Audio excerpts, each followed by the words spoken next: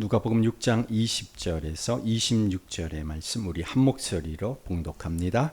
예수께서 눈을 들어 제자들을 보시고 말씀하셨다.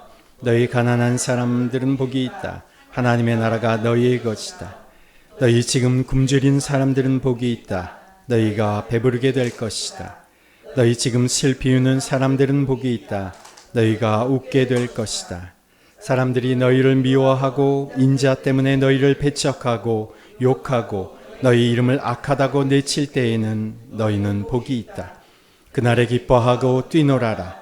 보아라, 하늘에서 받을 너희의 상이 크다. 그들의 조상들이 예언자들에게 이와 같이 행하였다. 그러나 너희 부요한 사람들은 화가 있다. 너희가 너희의 위안을 받고 있기 때문이다. 너희 지금 배부른 사람들은 화가 있다. 너희가 굶주리게 될 것이기 때문이다. 너희 지금 웃는 사람들은 화가 있다. 너희가 슬퍼하며 울 것이기 때문이다. 모든 사람이 너희를 좋게 말할 때에 너희는 화가 있다. 그들의 조상들이 거짓 예언자들에게 이와 같이 행하였다. 아멘. 오늘 말씀의 제목은 화와 복입니다. 제가 지난주에 우리 더빗교회 어린이 중에 생일이 한 명 있었습니다. 그 생일을 맞아서 미리 생일 선물을 주기도 하고 그 다음 주에 생일 선물을 주기도 하는데 그 당일날 저에게 연락을 와서 그 생일 선물 자기가 생일이라고 먼저 이렇게 고백을 한 거예요. 제가 그 전주에 생일 선물을 챙겨주지 못해서 엄마를 통해서 목사님한테 오늘 저 생일이에요 라고 꼭 전달해 주세요 엄마라고 해서 제가 그 말을 듣고 굉장히 미안하고 또 다음 주에 챙겨줄 거지만 그 시간을 그 생일날을 챙겨주고 싶었어요.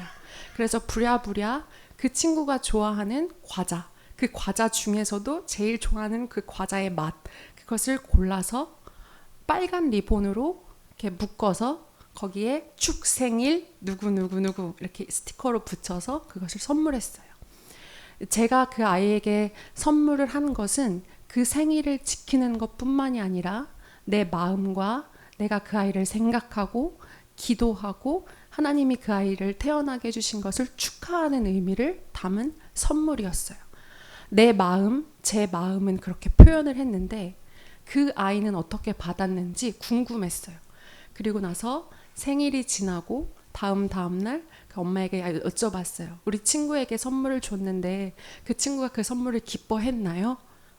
엄마의 말씀은 뭐냐면 그 과자를 맛있게 먹었고 그 과자를 버리지 않고 그 케이스를 리본을 붙여준 그대로 보관했다고. 목사님이 선물을 해주셨기 때문에 감사하다고 보관했다고 이렇게 기쁜 마음을 전달해 주었어요. 저는 선물을 했지만 내가 사랑하는 마음을 표현한 거잖아요. 그런데 그 아이 또한 그 마음을 받아주었어요.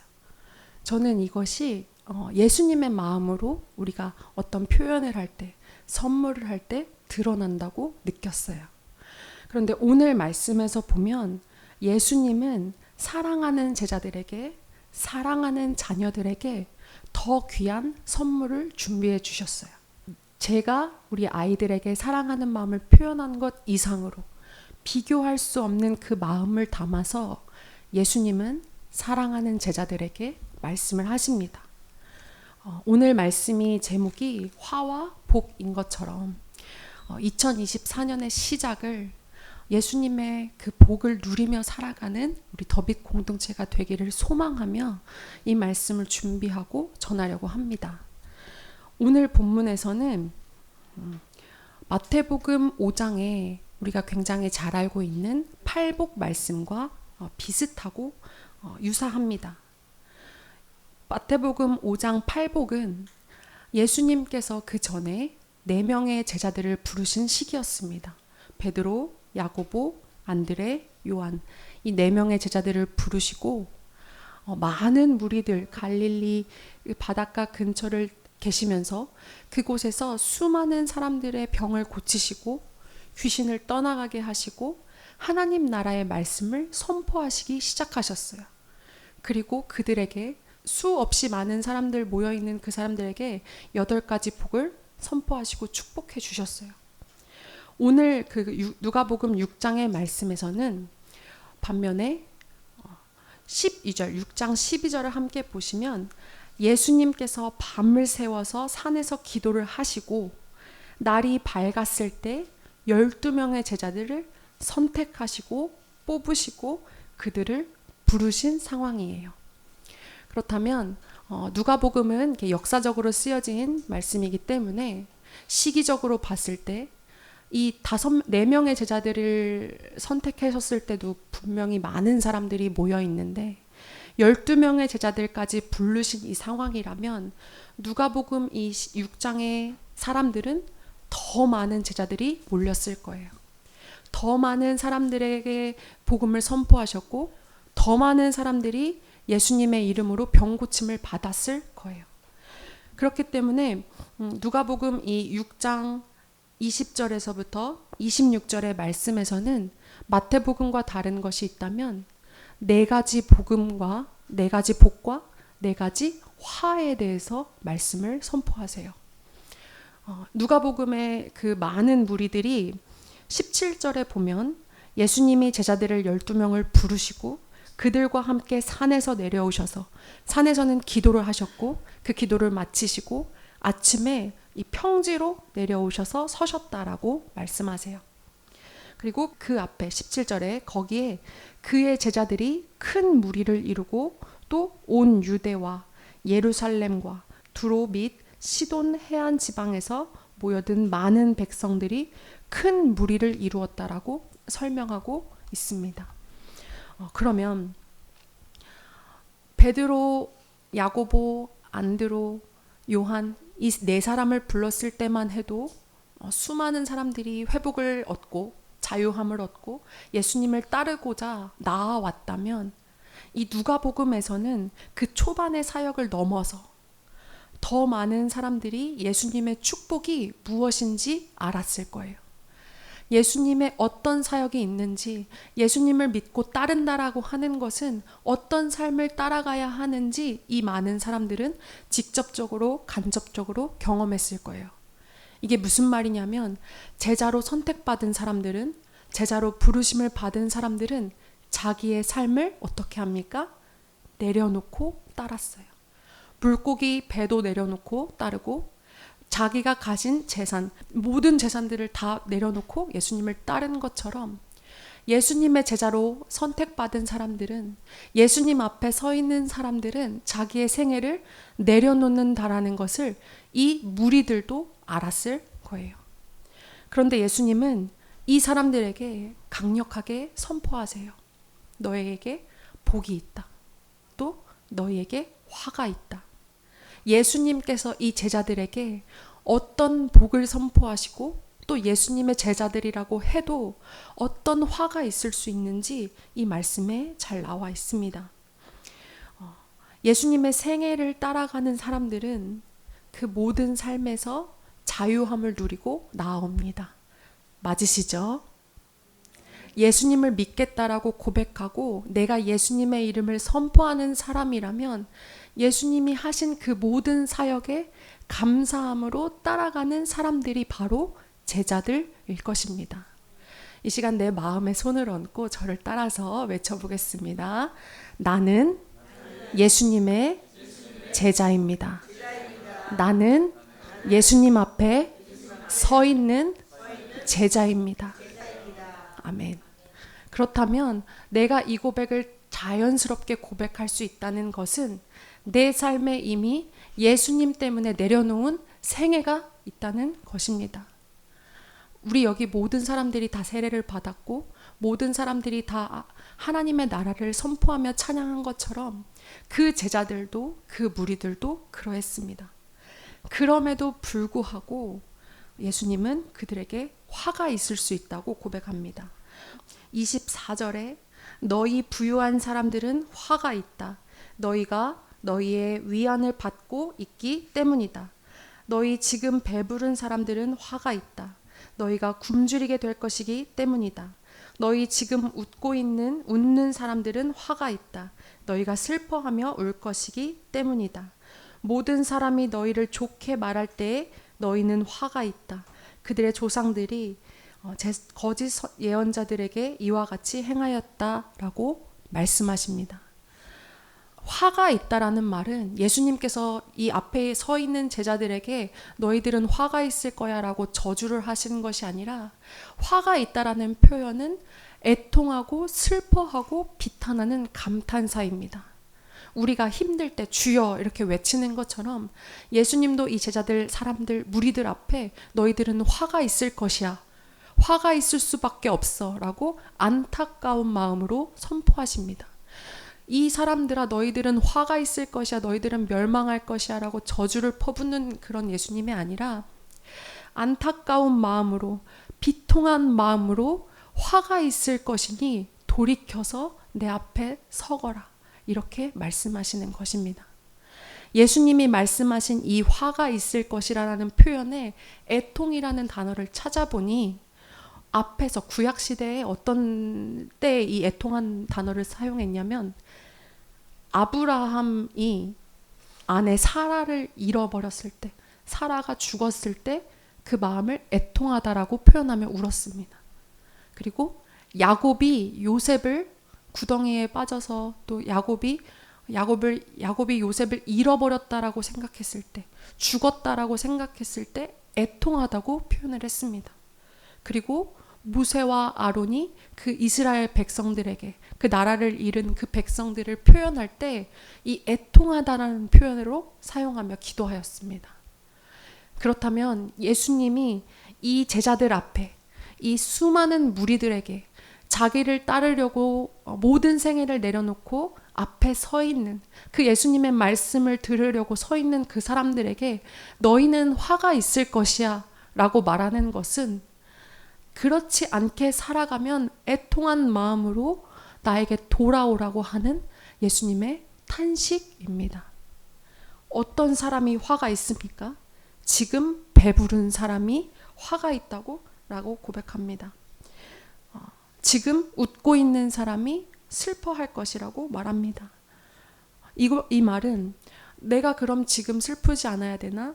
내가 그럼 기쁘면 안 되나? 이 표현이 아니라 그 앞에 복 있는 사람을 이야기한 후에 하신 말씀이기 때문에, 우리가 그 복 있는 사람을 잠시 후에 어떤 사람이 복을 받는지를 볼 텐데, 화가 있는 사람은 지금 여기에 모든 그 축복을 받았다라고 예수님께서 말씀하십니다. 이 말은 뭐냐면, 너희가 화가 있을 것이라는 것은 지금 이곳에 웃고 있는 것, 지금 배부른 것, 지금 내가 행복한 것은 이미 내가 그 상을 받았다. 무슨 말이냐면, 우리가 어떠한 물건이나 선물을 수령하고 나서 더 이상 내가 받을 것이 없을 때, 이 모든 것을 다 수령했을 때 그 표현을 사용합니다. 너희는 이 땅에서 모든 선물을 다 받았어. 너희는 지금 그 굶주리지 않고 너희가 지금 기쁘다면 이 모든 선물을 다 받았기 때문에 더 이상 내가 너에게 줄 것이 없어. 이렇게 표현하는 것과 동일합니다.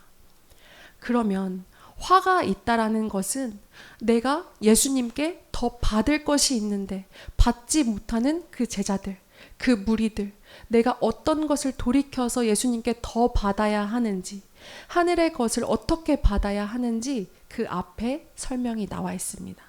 20절부터 함께 너희 가난한 사람들 한번 읽어보겠습니다. 시작. 너희 가난한 사람들은 복이 있다.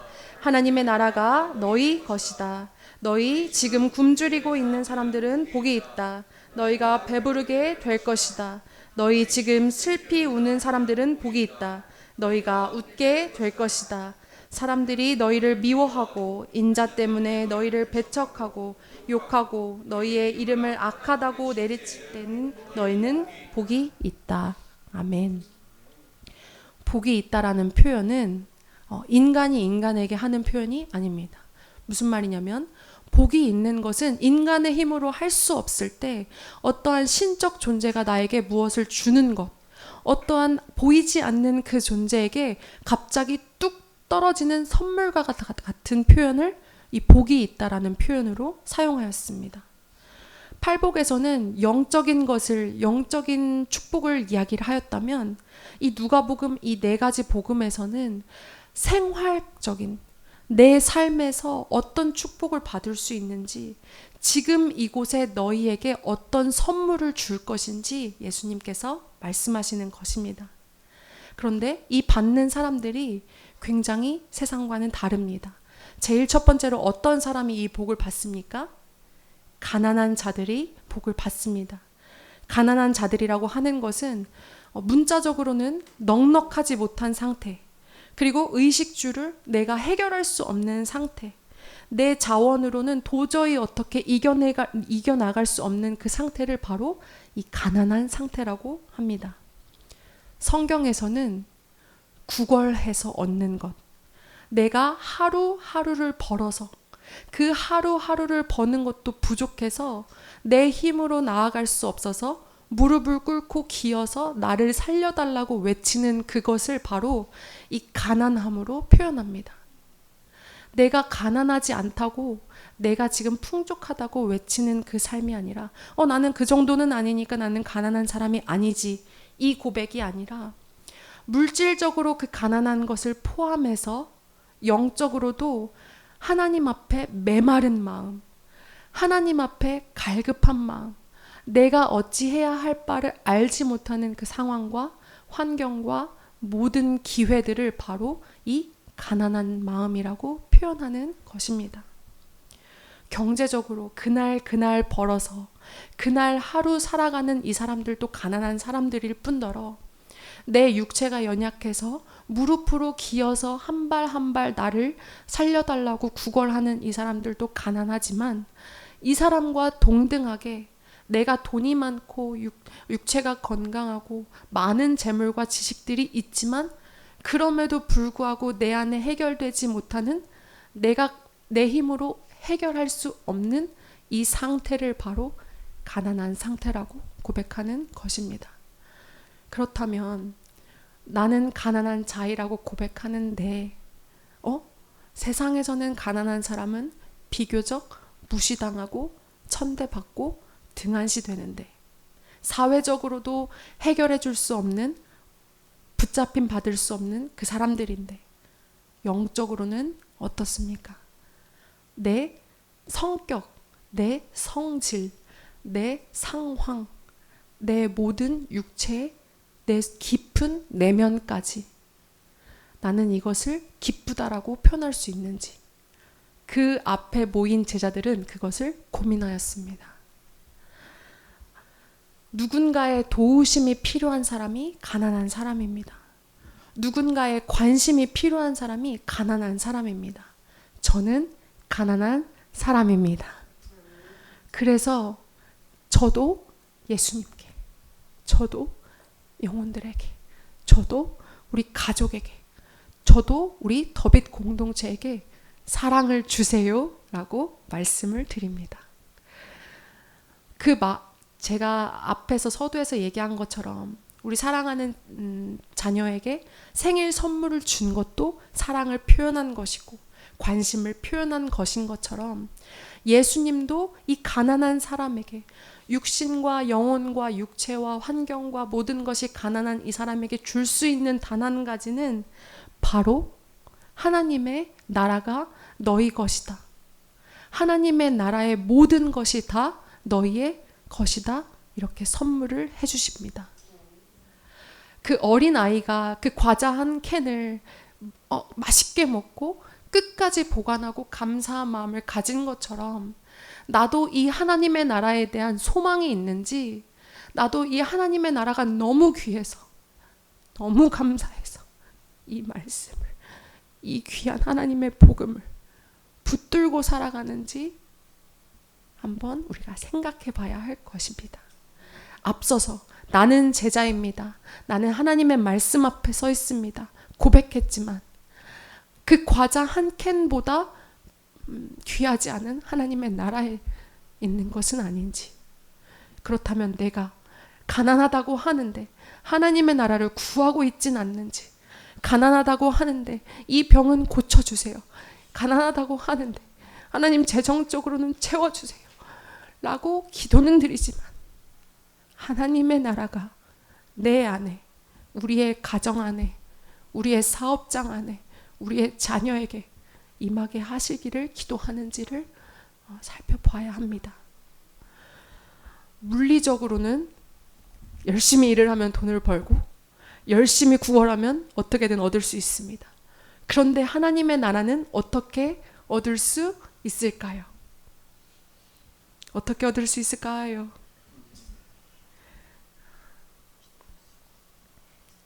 예수님이 하신 그대로 따라하면 됩니다.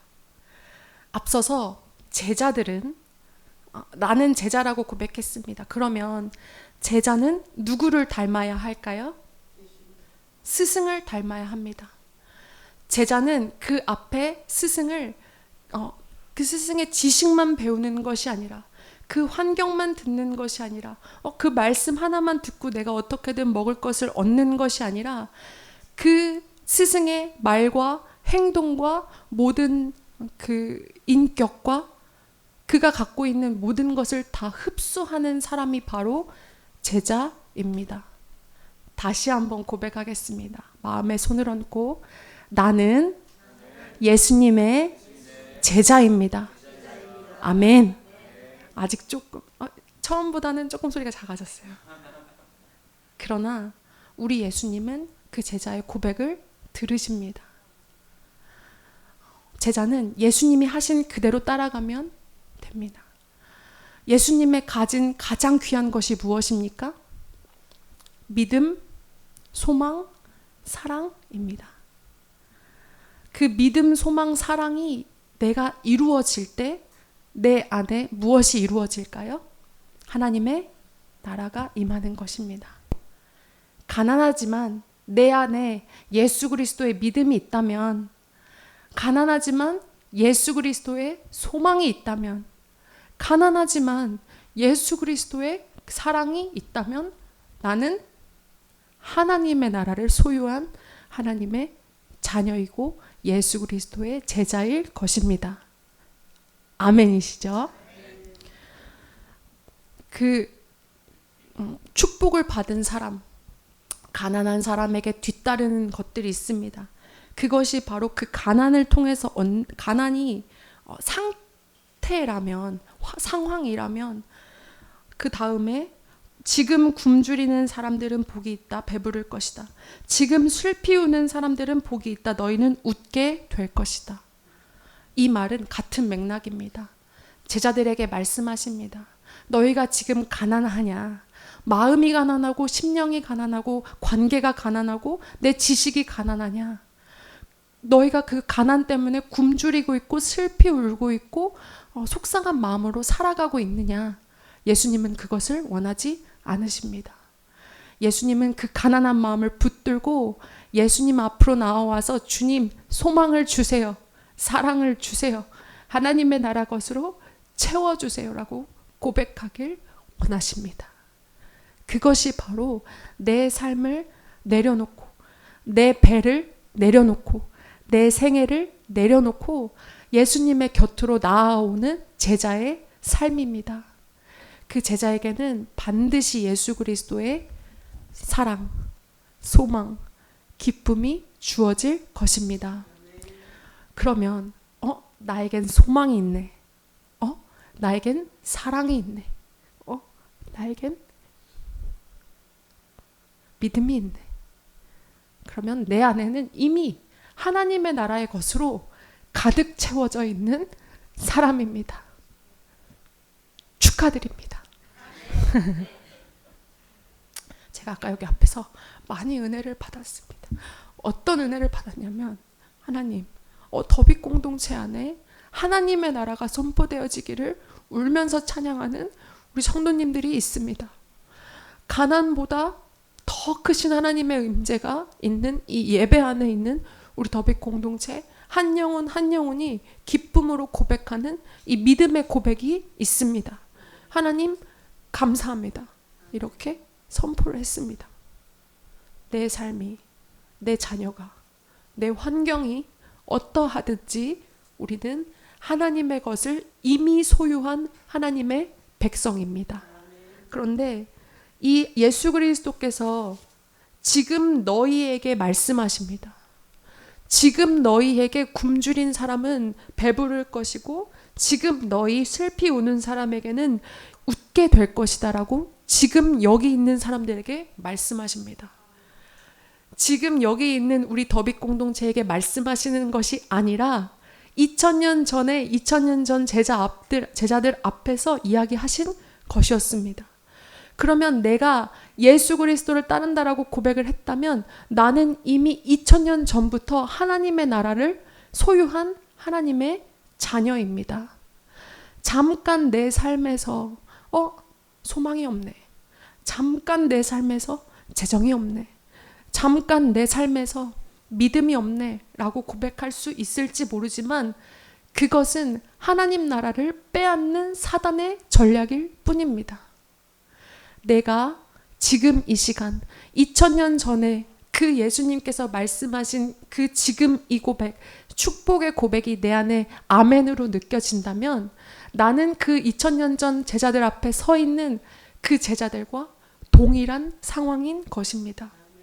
더빗 공동체가 2000년 전에 예수님께서 선포하신 그 평지 앞에 서 있는 제자들과 같다라는 말씀입니다. 그렇다면 내 가난과 내 환경과 내 굶주림과 내 이 술피 눈물 흘리는 이 상황을 누구에게 고백해야 할까요? 나는 제자이기 때문에 내 앞에 계신 스승님에게 얘기를 해야 됩니다. 그럼 그 스승님은 이미 2000년 전에 해결된 일을 왜 고민하고 있니? 이미 2000년 전에 다 끝난 일이야. 그것을 더 이상 속지 않아도 돼. 지금 내 환경에 돈이 2만 원만 더 있으면 내가 이것을 할 수 있는데 라는 기도 제목이 있어요. 그 기도는 당연히 스승에게 드려야 합니다. 그러나 그것 때문에 좌절하고 낙심하고 두려워하는 그 소망을 빼앗기는 것은 하나님 나라를 갉아먹는 사단의 전략일 뿐이라는 것을 우리가 깨달아 알아야 합니다. 일이 잘 될 때, 내가 기쁘게 웃을 때, 내가 지금 배부를 때, 이것도 하나님이 주시는 축복입니다. 나 지금 배부른 상황인데, 나 지금 아직 조금 웃을 상황인데, 내가 요즘에 조금 영업이 잘 되는데, 하나님이 주시는 축복입니다. 그런데 그 상황 가운데 하나님 나라를 놓치게 된다면, 내 앞에 예수 그리스도가 계신 것을 놓친다면 그 사람들을 예수님께서 애통하며 화가 있다라고 말씀하시는 것뿐이고, 나의 모든 삶, 하나님의 축복을 받는 나는 하나님의 나라의 것을 소유했기 때문에 이 땅의 모든 재정과 환경과 관계와 지식과 모든 것을 초월해서 잘 되는 것이 당연합니다. 아멘. 내 안에 소망을 회복하시기 바랍니다. 내 안에 사랑을 회복하시기 바랍니다. 내 안에 믿음을 회복하시기 바랍니다. 그것은 내 힘으로 할 수 없습니다. 아까 앞에서 그랬죠. 가난한 사람은 내 힘으로 갈 수 없어서 무릎을 꿇고 기어서 가는 사람이라고.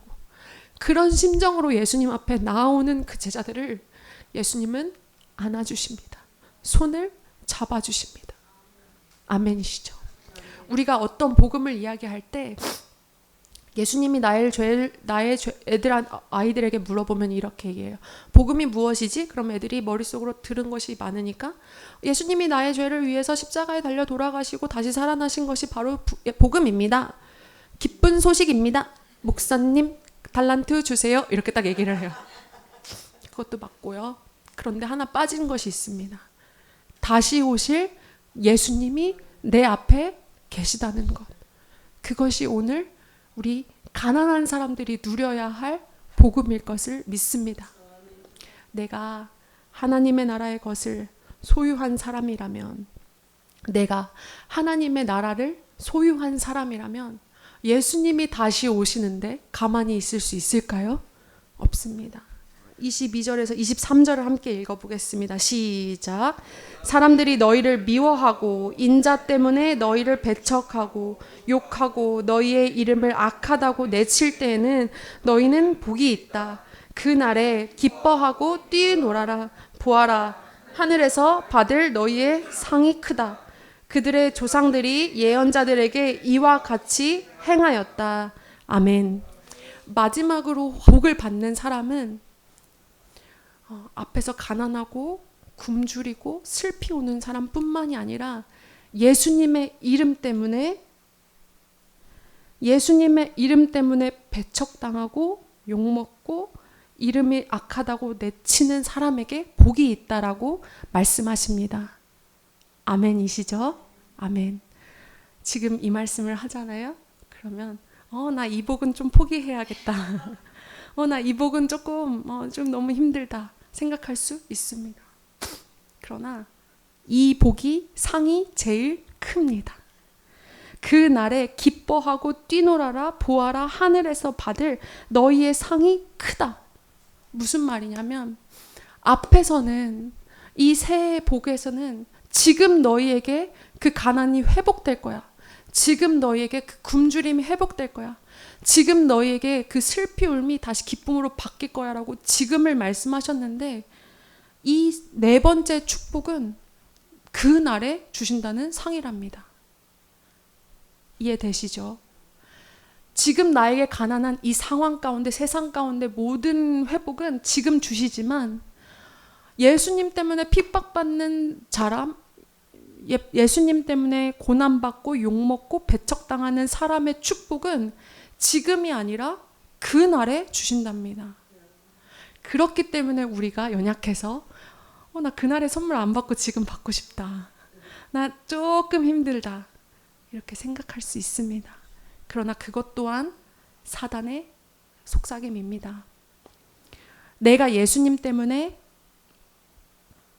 핍박받고 있다면, 반대로 내가 예수님 때문에 지금 핍박받지 않고 있다면, 내가 예수님 때문에 배척당하지 않고 있다면, 내가 예수님을 믿는데 욕먹고 있지 않다면 반대로 내 삶에서 예수님의 그 이름이 드러나지 않을 수도 있습니다. 반대로 예수님의 이름이 드러나기 위해서 핍박받고 있다면 지금은 힘들지만 그 날에 그 상이 더 크다라고 말씀하십니다.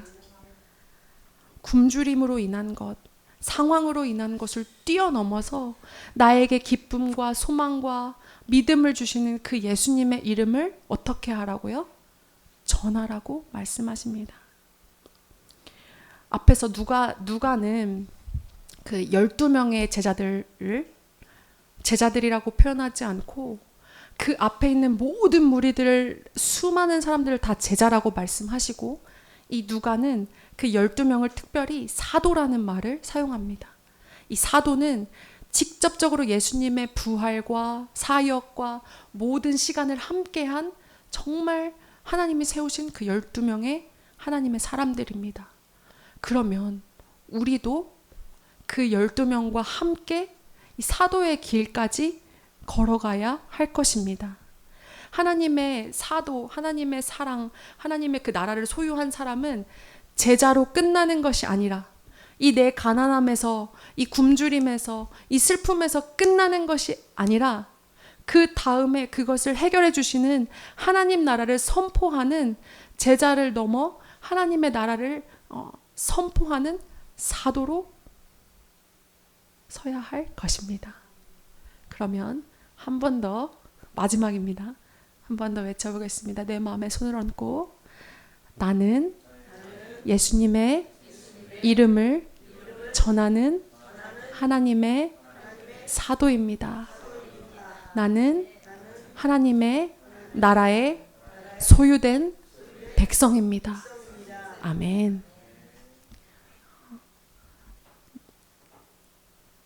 이것이 있다면 지금 내 환경이 당장 변하지 않아도 살아갈 힘이 생깁니다.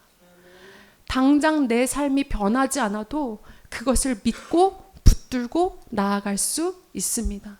아멘이시죠? 믿고 나아가면 반드시 해결이 됩니다. 왜냐하면 2000년 전에 예수님께서 말씀하셨고 행하셨고 이미 이루셨기 때문입니다. 오늘 우리가 이 더빗 공동체가 예수님의 이름으로 축복받길 소망합니다. 예수님의 이름으로 축복받기를 소망합니다. 화가 있는 그 예수님의 애통함을 뛰어넘어서 예수님을 전하고 예수님의 그 사랑 때문에 그 사랑을 표현하는 우리 가족이 되기를 소망합니다. 내가 하나님의 나라가 온전히 이루어질 것을 믿습니다. 그때 그 날에 기뻐 뛰며 찬양한다고, 기뻐 뛰며 주님 앞에서 춤추며 고백한다고 예수님은 이미 약속하셨습니다. 하고 싶으시죠? 아멘. 저도 하고 싶습니다. 예수님의 이름을 전하는 사람은 이 축복된 자리에 참여할 수 있습니다. 예수님의 이름을 선포하는 사람은, 이 소망과 믿음과 사랑을 선포하는 사람은, 하나님의 나라를 소유한 이 사람은, 하나님의 이름 예수 그리스도의 이름 때문에 핍박받는 이 한 사람은 그날에 예수님께서 머리를 쓰다듬어 주실 것입니다. 꼭 끌어안아 주실 것입니다. 그 무릎으로 기어가는 그 무릎을 쓰다듬어 주실 것입니다. 가장 큰 축복은 예수님의 이름을 전해서 하나님의 나라가 확장되는 것입니다. 믿으시죠? 그것이 우리의 가족에게 먼저 시작되고, 우리 더빗 공동체에 먼저 시작되고, 우리 사역에, 우리 지역에, 나라에, 열방에, 우리 사업장에, 학교에 하나님의 나라가 조금씩 시작될 것을 믿습니다. 누구로부터 시작됩니까? 가난한 제자에게서부터 시작됩니다. 믿으시죠? 내가 바로 그 가난한 제자입니다. 주님의 사랑을 갈망하는 주님의 제자일 것을 믿습니다. 제자로 살아가면, 스승만 그대로 닮아가면 됩니다.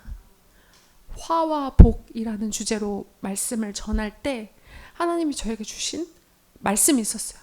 뭐냐면 그 단어 하나인데 전화위복이라는 단어입니다. 전화위복은 화가 변해서 무엇이 되죠? 복이 된다. 화와 같은 상황이지만 그것이 변하여 복이 될 것이다. 나의 죄가 변하여 하나님의 축복이, 하나님의 나라가 내 안에 임할 것이다. 2024년에는 그 하나님의 나라, 지금 이곳에 임하는 하나님의 나라를 온전히 누리는 가난한 제자로 살아가기를 축복합니다. 아멘. 하나님 아버지 감사합니다. 오늘 우리가 어떠한 상황 가운데 있든지 우리를 예수 그리스도의 피로 말미암아 하나님의 백성 삼아 주시고 우리에게 하나님 나라를 주신 하나님을 찬양합니다. 주님, 저희들이 오늘 이 시대와 상황 속에서 어떠한 어려움과 역경과 상황을 겪을지라도 주님 우리에게 하나님 나라를 주심으로 말미암아 우리에게 복으로 바뀔 줄 믿습니다. 하나님, 저희들이 이 하나님께서 우리에게 주신 하나님 나라와 하나님의 자녀됨을 감사하며 또한 오늘 우리의 삶에 주신 여러 가지 감사의 제목을 담아 하나님 앞에 이 예물을 올려 드립니다. 주님, 우리의 가난 속에서도 주님께서 우리에게 주신 재정이 주님의 것임을 고백하며 11조로, 주정헌금으로, 주일헌금으로, 선교헌금으로, 나눔헌금으로, 목적헌금으로, 감사헌금으로 드린 손길들마다 주님 이 예물을 기쁘게 받아주시고 주님 하나님 나라와 복음을 위하여 귀하게 사용하여 주옵소서. 주여, 감사의 마음으로 주님 앞에 드리는 손길들마다 주님께서 기뻐 받아주시고 그 삶과 그 가정과 그 사업에 하나님의 복이 더욱 흘러 넘치게 하옵소서.